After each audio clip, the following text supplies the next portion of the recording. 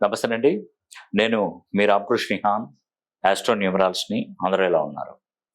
ముఖ్యంగా నేను మీకు తెలియజేసే విషయం ఏంటంటే, నేటి నుండి నేను చెప్తున్నటువంటి రాశులకు మార్పు మొదలైంది. అదృష్టం అనేది సునామీ కంటే స్పీడ్‌గా పరిగెత్తుతారండి.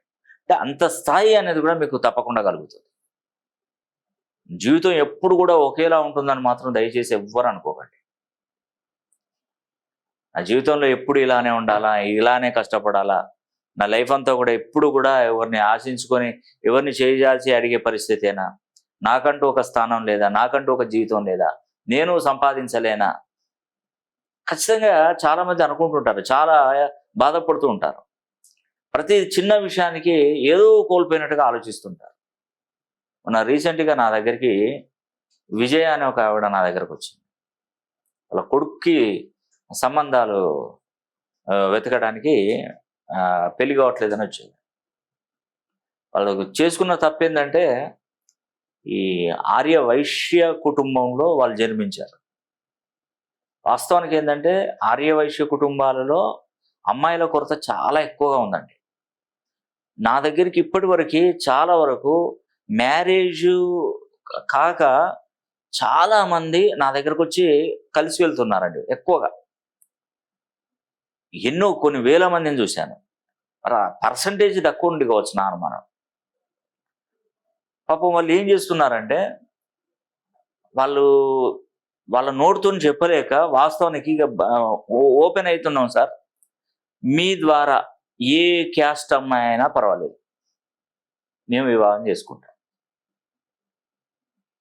ఇక క్యాస్ట్తో పని లేదు, మా క్యాస్ట్లో దొరకట్లేదు, మరి మేమేం చేయాలి? ఈ రోజులు అయినా కూడా, ఈ రోజులలో క్యాస్ట్ అనేది కూడా మేము కూడా పట్టించుకోవట్లేదు. మేమే ముందుకు వస్తున్నాం, మాకు ఏదైనా ఉంటే సంబంధం ఉంటే చూసి చెప్పండి అని చాలామంది అడుగుతారు. నేను అలా కుదిరినటువంటి వాళ్ళకి చాలా మందికి నేను చెప్పానండి. ఆ సంబంధం చేసుకున్న తర్వాత అమ్మాయి లైఫ్ మొత్తం మారిపోయింది టోటల్గా. మామూలు లేని కుటుంబంలో ఉండి తీసుకొచ్చుకొని పెళ్లి చేసుకుంటున్నారు, మంచి స్థాయిలో ఉంటున్నారు. వాళ్ళు ఆస్తిపాస్తులు మామూలుగా లేవండి, కోట్ల రూపాయలే, కోటీశ్వర్లే, కోట్ల రూపాయలే దాదాపుగా. నార్మల్గా ఉన్నటువంటి ఇంట్లో నుంచి ఒక కారులో తిరిగే రాజయోగం ఒకేసారి అమ్మాయి కలుగుతుందంటే మామూలు విషయం కాదు. అది కోట్లకు పడగలెత్తారు నిజంగా. సంతోషం, మనకు కావాల్సింది వాళ్ళు కలిసి ఉండాలి, హ్యాపీగా ఉండాలి, సుఖంగా ఉండాలి, సంతోషంగా ఉండాలి. క్యాస్ట్ అనేది పక్కన పెట్టండి. జీవితం ముందుకు నడవాలి, అన్నీ అనుకూలంగా నడవాలి. క్యాస్ట్ అవసరం, మనిషి అంతేనండి, అంతకుమించి ఇంకా వేరే ఏమీ లేదు. అయినా ఇవాళ రేపు అందరు కూడా దాదాపుగా ఇప్పుడు ఎక్కడికైనా వేరే దేశం, వేరే కంట్రీలోకి వెళ్ళిన పిల్లలు అక్కడనే ప్రేమించుకుంటే పెళ్ళిళ్ళు తల్లిదండ్రులకు వచ్చి చెప్పుకుంటున్నారు, వాళ్ళో క్యాస్ట్ వీళ్ళో క్యాస్ట్ అవుతాయి. ఇంటర్ క్యాస్ట్ మ్యారేజ్ ఎన్నో జరుగుతున్నాయి. ఒకప్పుడు 1% కూడా లేవు, ఇప్పుడు దాదాపుగా 20-30% అయిపోయినాయి.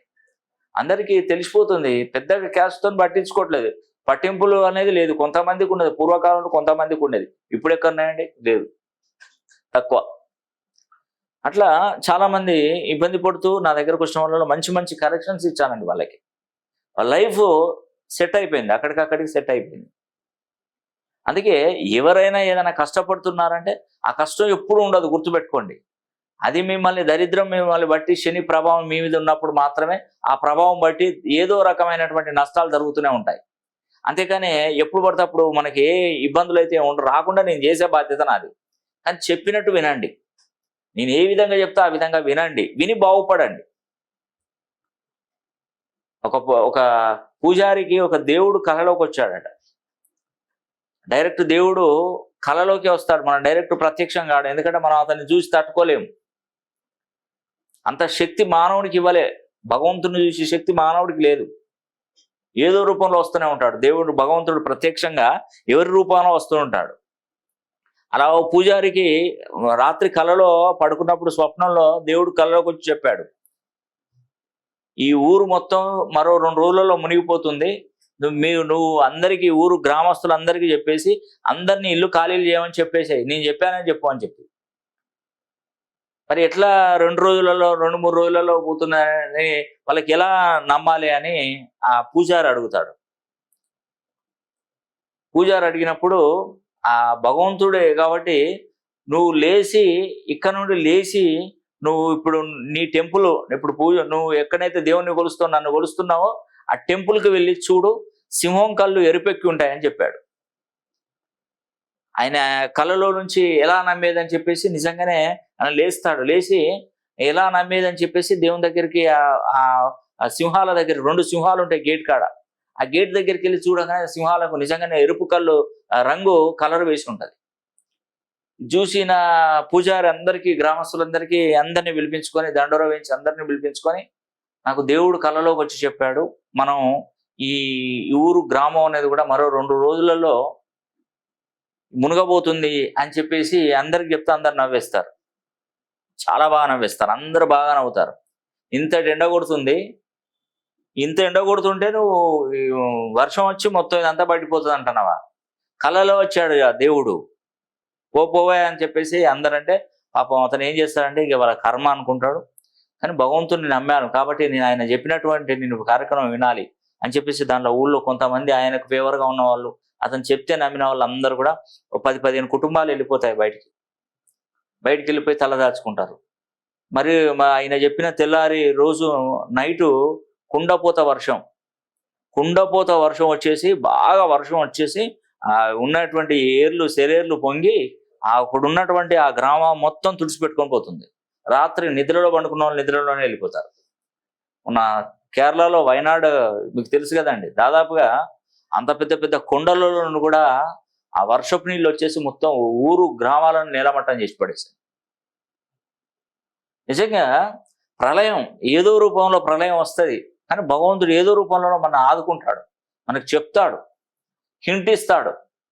కొన్ని పక్షులు మనం పెంచుకున్నటువంటి కుక్కలు కానీ ఏనుగులు కానీ మనకు ముందే అవి పసిగట్టి అవి అరచడం, అవి ఏదో ఇబ్బంది చేయడం, దాన్ని గమనించాలి మనం. ఏదో ప్రళయం వస్తుందనే ముంచుకొస్తుందనే అవి చెప్తుంటాయి మనకు.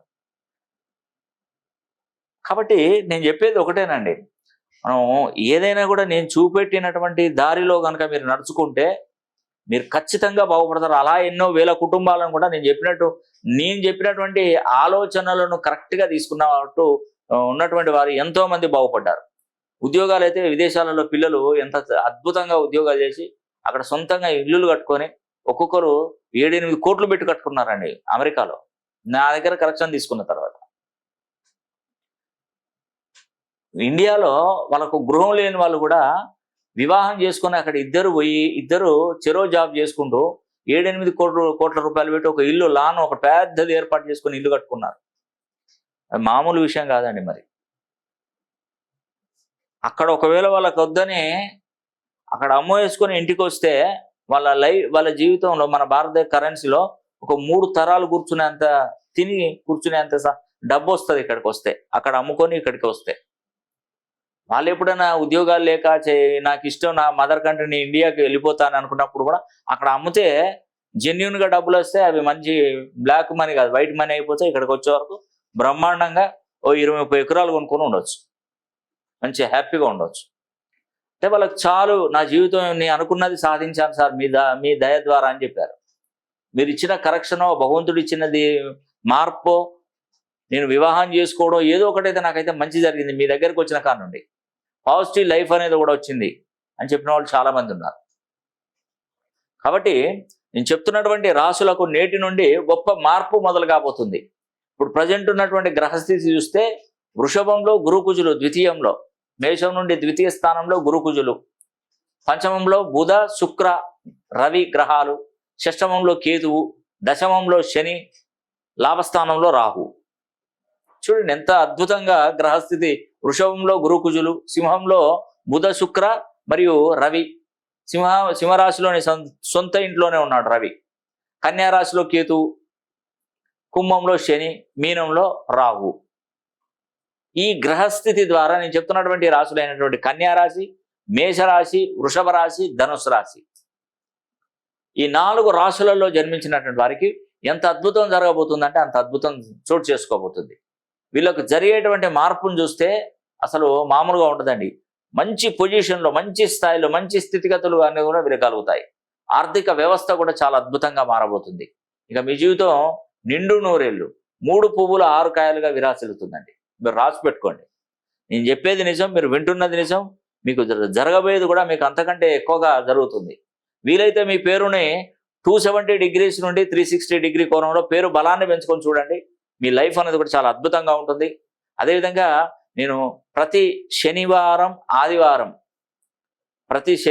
ఆదివారం హైదరాబాద్ మహానగరంలో నేను తప్పకుండా ఉంటాను. అదేవిధంగా ఒక 3 మన 2 తెలుగు రాష్ట్రాల్లో ఒక 3 ప్లేసులను ఎంచుకున్నాను. దాంట్లో 10వ తారీఖున సెప్టెంబర్ 10వ తారీఖున విజయవాడ, 11వ తారీఖున రాజమండ్రి, 12వ తారీఖున వైజాగ్, రేపు అనగా మనకు వరంగల్లో 21వ తారీఖున నేను అందుబాటులో ఉండగలుగుతాను. 21లో వరంగల్లో మీరు రేపు ఖచ్చితంగా ఎవరైనా కలవాలనుకుంటే మీరు తప్పకుండా 21వ తారీఖున నేను వరంగల్ మహానగరంలో ఉంటాను రేపే.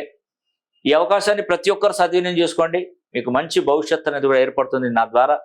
మరి ఈ వీడియో కనుక మీకు నచ్చినట్లయితే లైక్ చేయండి, షేర్ చేయండి, కామెంట్ చేయండి. సర్వే జన సుఖినో భవంతు.